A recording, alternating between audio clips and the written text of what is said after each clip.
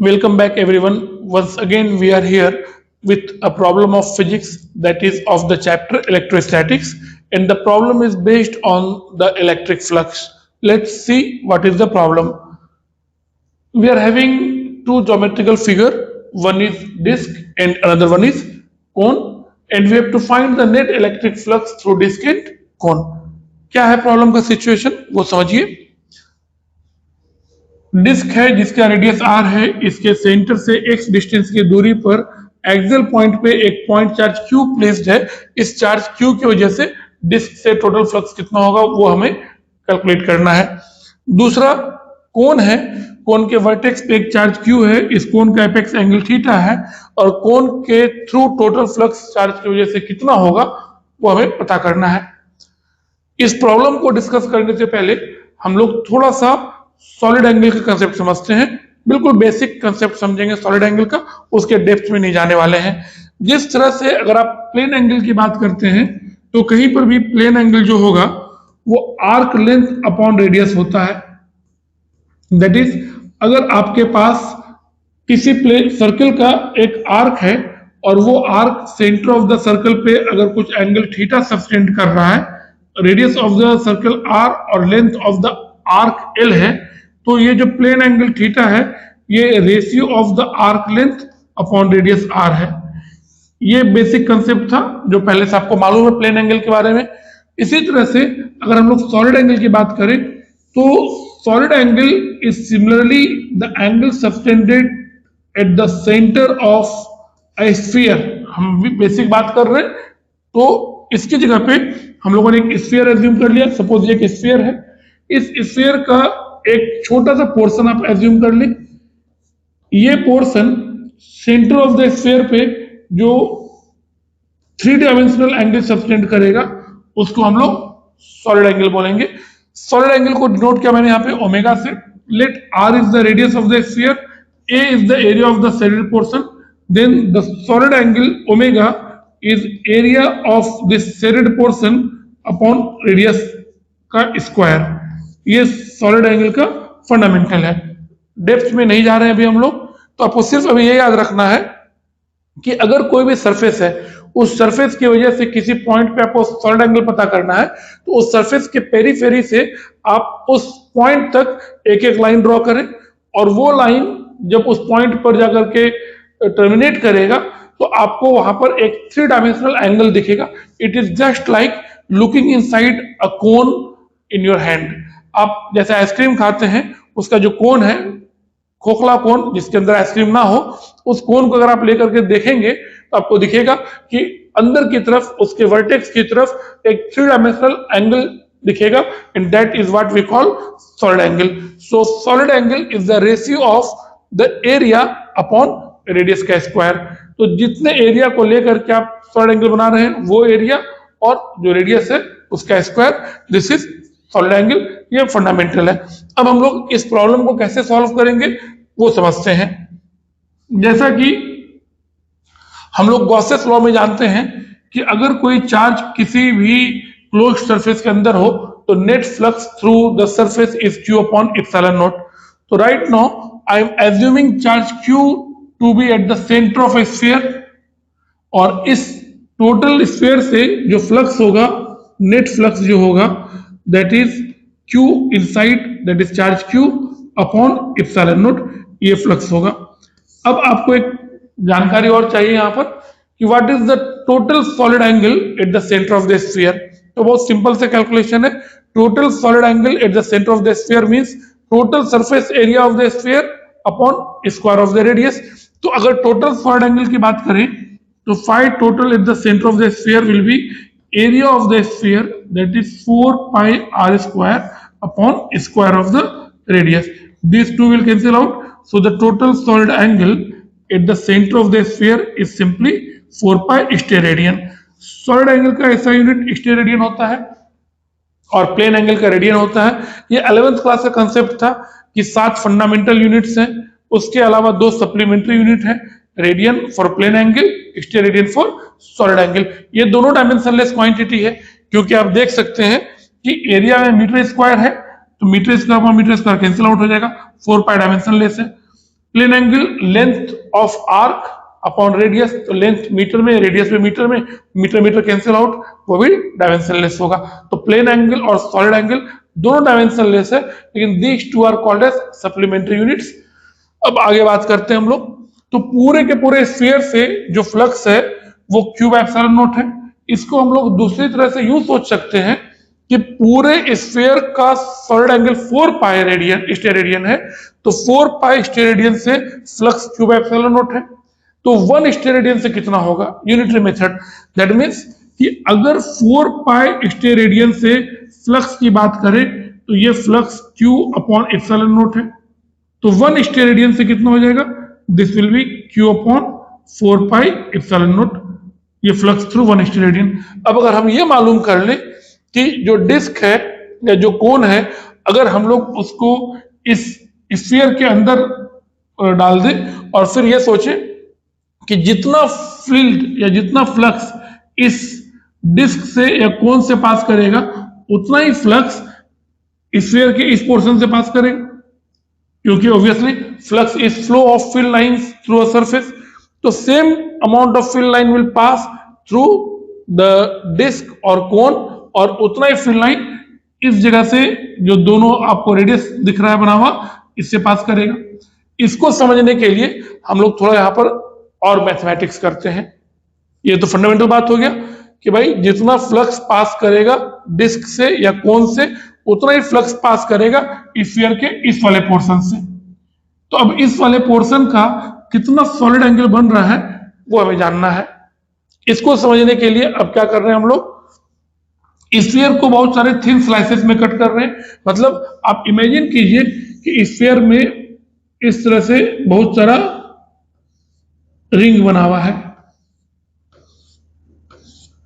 तो अब ये रिंग एक के ऊपर दूसरा, दूसरे ऊपर तीसरा सब प्लेस करते जाएंगे, स्फीयर बनेगा। ऑब्वियसली सबका रेडियस चेंज कर रहा है।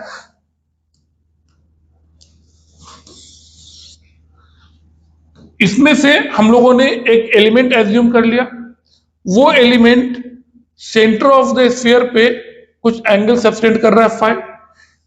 इसका थिकनेस निकालने के लिए ये एज्यूम किया कि upper part of the sphere, sorry upper part of the ring जो है फाई के बाद कितना एंगल सबटेंड करेगा, डी फाई। तो ये पोर्शन का विड्थ हो जाएगा आर इंटू डी फाई। अब इस रिंग का आप एरिया निकालिए, इस रिंग का एरिया निकालेंगे तो ये एलिमेंट्री एरिया हो जाएगा। तो हम लोगों ने क्या कंसीडर कर लिया, एक रिंग कंसीडर किया as the element of the sphere.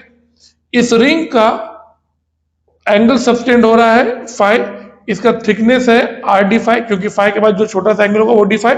तो d A is equal to length of the ring, तो length of the ring is 2 pi r, where r is the radius of the ring. ये radius of the ring है, इसको small r ले लेते हैं, 2 pi r into width that is r d phi. थोड़ा सा और अगर मैथमेटिक्स करें तो आपको इस ट्रायंगल में रेडियस आर, ये एंगल फाई और ये आर दिख रहा है, तो sine phi r upon r होगा। तो r will be equal to r into sine phi, इसको यहां प्लेस कर देते हैं। So this d A is equal to 2 pi r sine phi into r d phi, and now this will become 2 pi r square sin phi d phi। अब अगर हमें इस पूरे का मतलब ये शेडेड पोर्शन अगर ले ले, पूरे शेडेड पोर्शन का अगर एरिया चाहिए तो हमें 0 से लेकर के थीटा एंगल तक करना पड़ेगा। जैसे ये शेडेड पोर्शन है अपने पास, इस पूरे का एरिया चाहिए, तो पहला रिंग यहां बनेगा, इस रिंग का एंगल जो बनेगा रेडियस के साथ वो 0 हो जाएगा, और अंतिम रिंग इसको लेकर के बनेगा, इसका जो रेडियस के साथ एंगल होगा वो थीटा होगा। तो limit of integration will very from 0, पहला रिंग यहां पर है तो लोअर लिमिट 0 और अपर लिमिट थीटा। तो टोटल एरिया जो शेडेड पोर्शन का होगा उसके लिए हम लोग लिमिट डालेंगे 0 टू थीटा और इंटीग्रेट करेंगे। कांस्टेंट को बाहर कर लीजिए, कांस्टेंट को बाहर करेंगे तो this will be 2 pi r square. बचा इंटीग्रेशन किसका, साइन फाई डी फाई का। हम सभी को मालूम है कि साइन फाई डी फाई का इंटीग्रेशन हो जाएगा माइनस कॉस फाई और लिमिट वापस 0 से थीटा। यहां पे वंस अगेन अगर हम लोग माइनस हटाना चाहते हैं तो लोअर लिमिट को पहले रख देंगे और फिर अपर लिमिट को रखेंगे। तो putting lower limit first, cos 0 will be 1 minus cos theta. So this is basically the area of the shaded portion.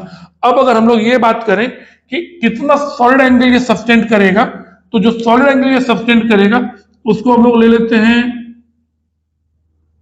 Omega ले लेते हैं। तो this omega is equal to 2 pi r square upon r square into 1 minus cos theta. R square cancel out. So this omega is 2 pi into 1 minus cos theta.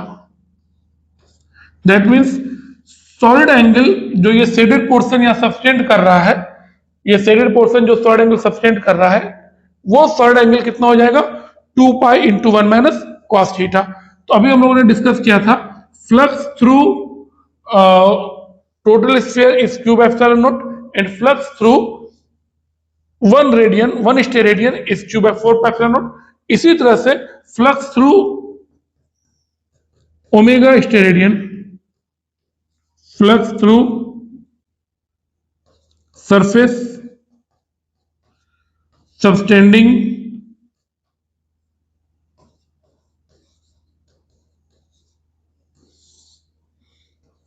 omega stereoidal angle will be per unit मिला हुआ हमें q upon 4 pi epsilon not और इधर into 2 पाई 1 minus cos theta. 2 पाई से 4 pi cancel out हो जाएगा, तो ये फ्लक्स मिलेगा q अपॉन 2 पाई से 4 पाई 2 टाइम्स में, 2 पाई से 4 पाई 2 टाइम्स में। सो this is q upon 2 epsilon not into 1 minus cos theta. This is the required result. तो फ्लक्स थ्रू कोन या फ्लक्स थ्रू डिस्क के लिए रिजल्ट ये होगा q upon 2 epsilon not into 1 minus cos theta. अब हम लोग प्रीवियस पेज पे चलते हैं। यहां अगर आप देखेंगे तो कोन का रिजल्ट तो आ गया कि इसके लिए फ्लक्स जो है this is q upon 2 epsilon naught into 1 minus cos theta, और यहां पर क्योंकि थीटा के फॉर्म में ही क्वेश्चन है तो काम हो जाएगा। अब यहां पे आपको सॉल्व करने के लिए डिस्क के लिए आप ये जोड़ दें इसको, ये एंगल को आप थीटा ले लें, दोनों आइडेंटिकल डायग्राम हो जाएगा, और फिर this will be root over r square plus x square. तो इस जगह पे आपको cos थीटा की वैल्यू कितनी हो जाएगी डिस्क के लिए, cos theta is equal to base that is x upon hypotenuse that is root over r square plus x square. तो सिर्फ आपको इस cos थीटा को यहां पुट कर देना है, तो इसके लिए रिजल्ट आ जाएगा phi is equal to q upon 2 epsilon naught into 1 minus x upon root over r square plus x square. So this is the desired result. दोनों का रिजल्ट सेम है। तो यहां पर आपको सॉलिड एंगल का कंसेप्ट सीखने को मिला। यहां पर एलिमेंट लेकर के किस तरह से हम लोग सॉलिड एंगल कैलकुलेट करते हैं वो डिस्कस किया। फिर फ्लक्स जो है पर स्टेरेडियन निकाल करके जो गिवन स्टेरेडियन था अपने पास उसके लिए कैसे अप्लाई करना है वो सीखा। आप इस प्रॉब्लम को 1-2 बार खुद से करेंगे तो फिर आपका कंसेप्ट और भी क्लियर हो जाएगा। Thank you so much.